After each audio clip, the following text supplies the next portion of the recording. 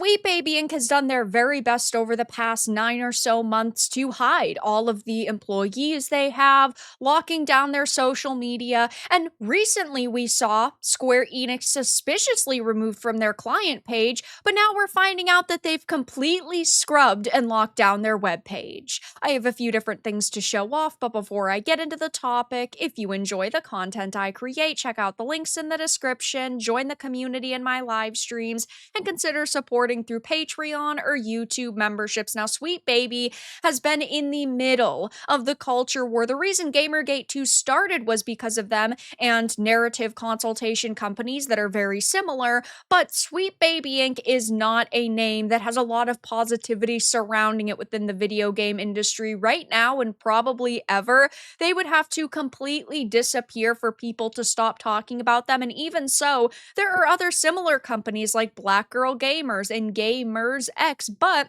Sweet Baby over the past couple of months has obviously really tried to kind of stay on the down low, except for when one or two rogue employees have blown up on social media at gamers, and of course gamers have been paying attention to video game credits and really paying attention to companies that were on their client page, like Square Enix, for example, or Rocksteady. But now they have decided to try and hide all evidence of the companies they have worked with and plan to work with in upcoming video games because their webpage has drastically changed over the past few days. So when Sweet Baby Inc. initially had went up several years ago, their webpage, Kim Belair had this long message about how they are a Black and queer-owned narrative development company working in indie and AAA spaces around the world, and they talk about how they know it's challenging enough to navigate the world as a Black person, but they want to make sure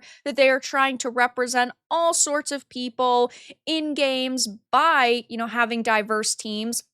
And of course, then it ends with hashtag Black Lives Matter. And their client list was initially pretty small. Back in 2020, they had companies like EA, Valve, Polytron, Co-op, Warner Brothers Games there. So while there was a smaller list, it was still significant. And then, of course, just up until a few weeks ago, they had massive names on that list like Rocksteady, EA, Xbox.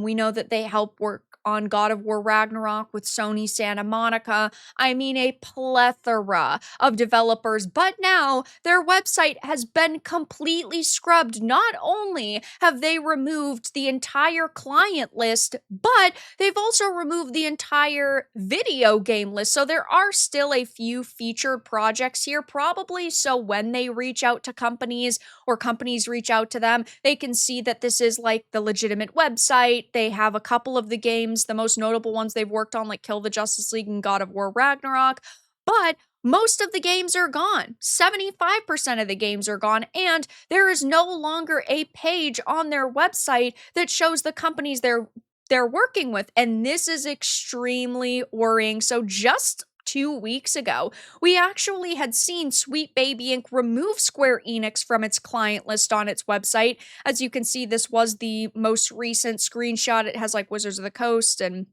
Compulsion and Valve and True Love and Xbox, yada yada on it.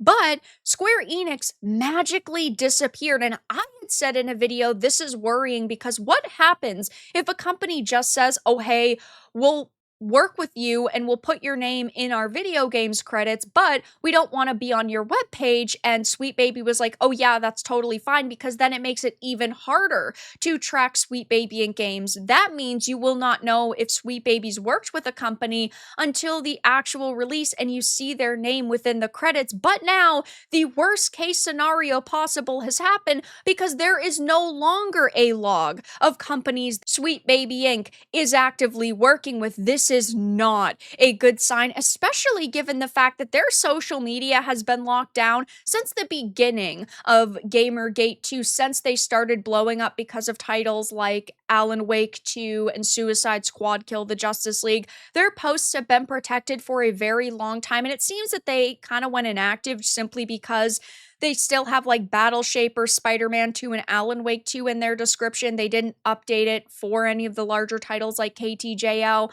But this is very, very bad news, at least for you and I, who are trying to simply follow along with what's going on in the culture war, and content creators like myself who are trying to provide to you guys the most information possible. It's going to make it triple as hard to find companies they're working with. Now, of course, maybe they're just restructuring the website, and in a few days, they will end up, bringing back this page. I personally don't think so, though, just because of how much negativity has surrounded them. And I do genuinely believe that our feedback is making it harder for companies to come to the conclusion that they should work with this company, which, hey, is good in my opinion, because a company like Sweet Baby Inc. has no place within the industry, in my opinion. And ultimately, if you're so bad at your job that you don't have a target audience and you aren't making content you think is going to resonate with the average gamer, and you have to have another company come in and tell you what to change and how to restructure your game, you suck at your job and you probably shouldn't have it. But we can see on their website that all it simply says now is how, they're an award-winning team of writers and narrative designers. Now, they're only award-winning for the mainstream industry who wants to give awards to nobodies and pat themselves on the back for giving out awards. So because they're desperate to give out awards, they'll give them out to basically anybody. But they talk about how they do script writing. We work within the scope to cover all your script writing needs, consultation, and authenticity and sensitivity.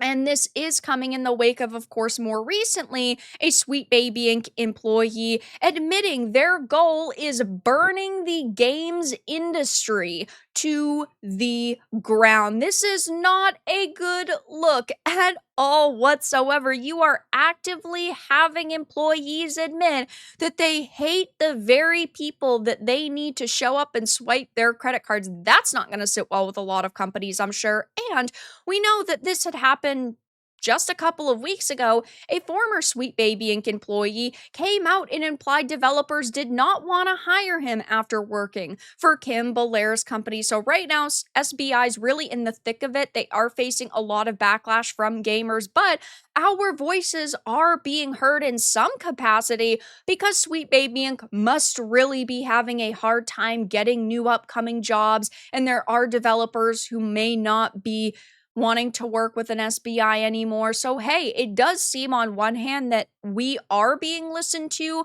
but on the flip side, now we're getting into very murky waters, because it is going to be harder to find out companies that they are working with, because they were actually pretty good and consistent about updating their webpage, about updating their, upcoming games list. There were a few over the past couple of months that had slipped through the cracks, like Capes, for example.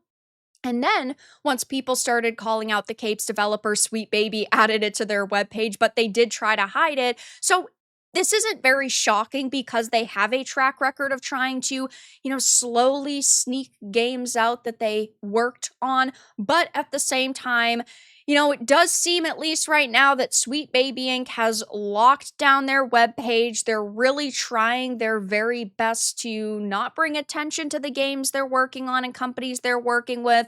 And of course, their social media has been locked for a very long time at this point. So they know what's going on. They know how much gamers are upset with them and the target that they've put on their own back. So I will be keeping my eye on this. Maybe in the next few days, they will end up updating their webpage and they'll add these back, because gamers have actually figured this out now. Only time will tell, but for now, that's all that I really had to discuss in this video. Let everyone know your thoughts in the comments below. If you enjoyed this, give it a like, and if you didn't, give it a dislike. I appreciate your support either way, but I will talk to you all again in the next video really soon.